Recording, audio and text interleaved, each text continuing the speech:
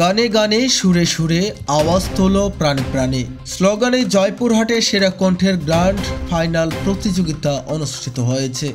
বিস্তারিত থাকছে জয়পুরহাটের জেলা প্রতিনিধি রুহুল আমিন পারভেজের পাঠানো তথ্যচিত্রে।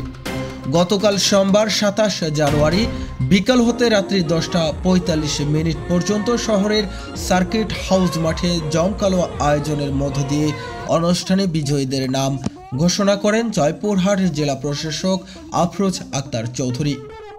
ফাইনাল রাউন্ডে ১০ জনের প্রতিযোগিতায় অংশগ্রহণে বিচারকের দায়িত্ব পালন করেন দেশ বরেণ্য সঙ্গীত শিল্পী খোরশেদ আলম, ফাহমিদা নবী ও শিল্পী মিঠু হাসান। দিন শেষে এ প্রতিযোগিতায় চ্যাম্পিয়ন হয়েছেন ক বিভাগে মোহাম্মদ মন ইসলাম ও খ বিভাগে আক্কেলপুর উপজেলা হাফিজুর রহমান। প্রতিযোগিতায় ৭ মাসের লড়াইয়ের মধ্য দিয়ে জেলার ৫টি উপজেলার সকল ইউনিয়নের ৩,০০০ প্রতিযোগী অংশগ্রহণ করেছিলেন, যার মধ্য থেকে চূড়ান্ত পর্যায়ে ক বিভাগে উঠে আসে শামীম রেজা রিফাত, সুদীপ্ত সরকার, অঙ্কিত মোহন, আকাশ মণ্ডল, অনব কুমার মালি এবং খ বিভাগে উঠে আসে কণিকা দেবনাথ, মাহমুদুর নবী সনি, রেজাউল ইসলাম, মমিনুর রহমান, হাফিজুর রহমান।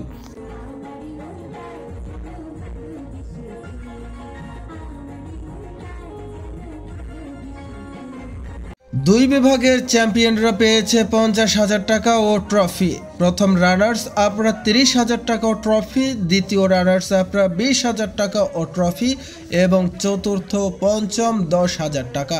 সেই সাথে প্রত্যেকজন সনদ পেয়েছেন।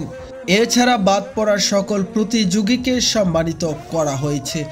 আমাদের জেলা প্রতিনিধি রুহুল আমিন পারভেজ জানান, এ সময় উপস্থিত ছিলেন অতিরিক্ত জেলা ম্যাজিস্ট্রেট মহিউদ্দিন জাহাঙ্গীর, অতিরিক্ত জেলা প্রশাসক সার্বিক বিপুল কুমার, অতিরিক্ত জেলা প্রশাসক রাজস্ব সবুর আলী, অতিরিক্ত জেলা প্রশাসক শিক্ষা ও আইসিটি তৃপ্তিকণা মণ্ডল, কালাই উপজেলা নির্বাহী কর্মকর্তা শামিমা আক্তার জাহান, সদর উপজেলার নির্বাহী কর্মকর্তা রাশেদুল ইসলাম, পাঁচবিবি উপজেলা নির্বাহী কর্মকর্তা মাহমুদুল হাসান, আক্কেলপুর উপজেলা নির্বাহী কর্মকর্তা মঞ্জুরুল আলম, জেলা বিএনপির আহ্বায়ক গোলজার হোসেন, খেতলাল উপজেলা নির্বাহী কর্মকর্তা আসিফ আল জিনাত, জেলা প্রশাসক কার্যালয়ের সহকারী কমিশনার ও নির্বাহী ম্যাজিস্ট্রেট জাহাঙ্গীর আলম, মিজানুর রহমান, উজ্জ্বল বাইন সহ প্রশাসনের বিভিন্ন পর্যায়ের কর্মকর্তাগণ।